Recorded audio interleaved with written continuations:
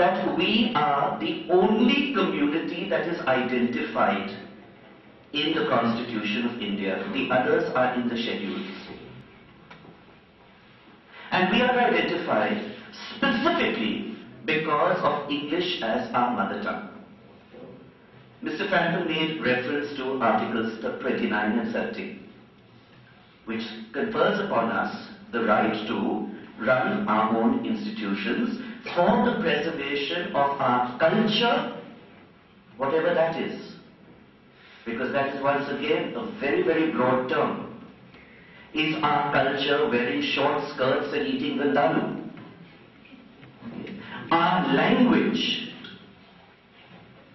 Now, yes, we will make full use of these advantages. It has been provided to us constitutionally, and we will make full use of it as well. But then, what is the Anglo-Indian school established for?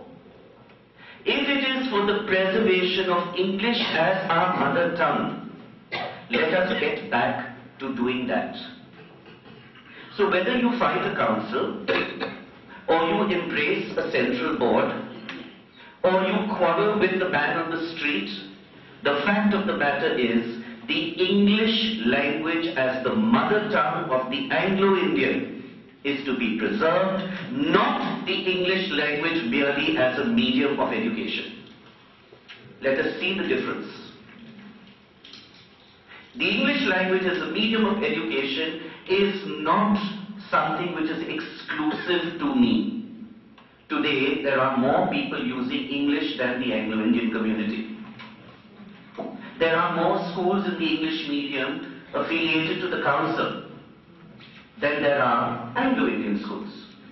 But the Anglo-Indian school is special because the Anglo-Indian school does not merely use English as a medium.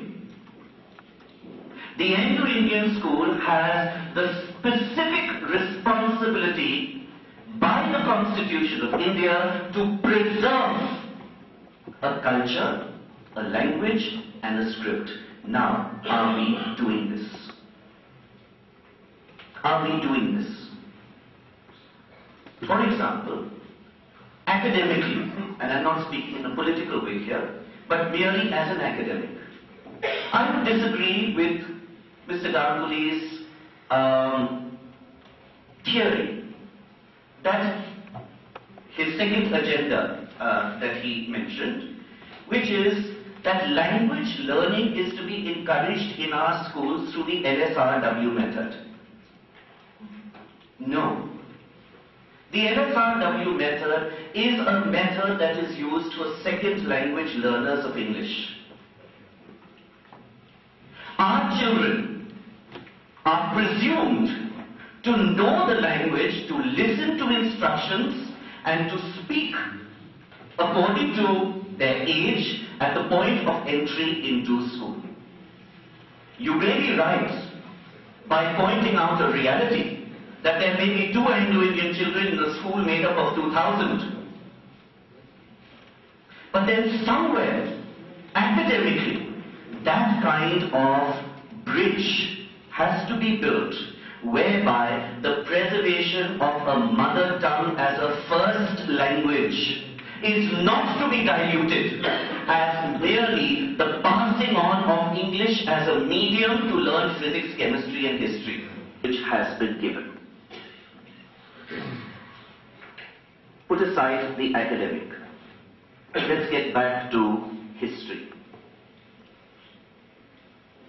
In 1935, it wasn't the government of that time, as we were told, but it was actually the Government of India Act, whereby the provincial board, the inter-province board, was set up. It was set up again to look after the interests of people who were either European or who had, in inverted commas, European leanings. Things can never be studied in isolation. The context of Macaulay's Minute of 1835 also has to be looked at.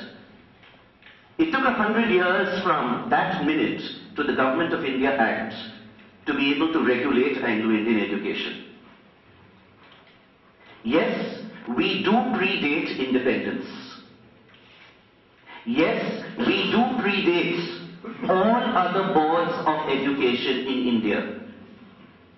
Because India, as a political concept, take, as Mr. Ganguly said, the best of what we have in Anglo-Indian education. But also wake ourselves up to the political reality, to the academic reality. Because indeed, technology is changing so fast that we have to be abreast of it.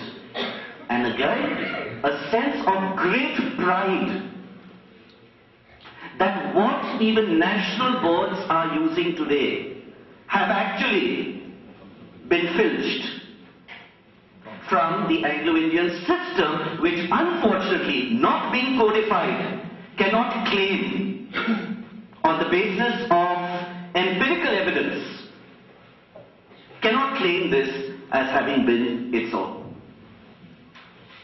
So therefore, as we conclude, perhaps it is necessary for us, gathered in a room like this, to suggest and advise that the Executive Committee of our association establish a policy statement by which we will continue to conduct education. The policy statement at the moment, places where all Anglo-Indian children are welcome as they are, challenged to grow and prepared to take their rightful place in Indian society, but what about education? What about academics? What about learning? Do we have a policy on this? Second, do we have policy on anything that makes us special? Yesterday, for example, I was listening to a gentleman from the south of India, the gentleman in blue shirt, yes, in the last but one row. Yes, sir? Yes, sir. From Kolkata, okay. From Kolkata, who made relevant points, said that whatever we do, it should actually be stated and codified. If you say you are a registered society, come on, every one of us should be able to see that certificate or should have seen that certificate. If we have bylaws, they should be something which are clearly disseminated to get back to basics, to what Mr. Phillips was speaking about. If we talk about discipline, and we talk about etiquette, and we talk about pluralism, and we talk about multi-ethnicity, and we talk about multilingualism, which is a term which Mr. Ganguly used, a new word which is now in the NCF. These are things which are already there in the Anglo-Indian school. But where is it defined? Until now, it was not necessary to define. It is perhaps not necessary to define things like family. But when you study sociology, you do study what is the definition of family. In the same way, if we are to talk about Anglo-Indian education, is there one person in this room who can give me a particular definition of what Anglo-Indian education is? It is time for us to perhaps do this. With this, ladies and gentlemen, if you have any questions that you would like to specifically ask of the panelists, you're welcome to do so.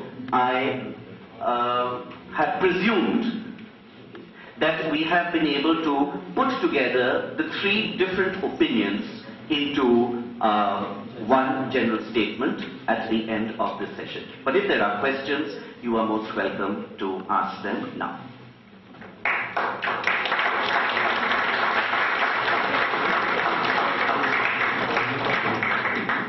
There is a certain formality which is to be followed at this time. First, my great appreciation to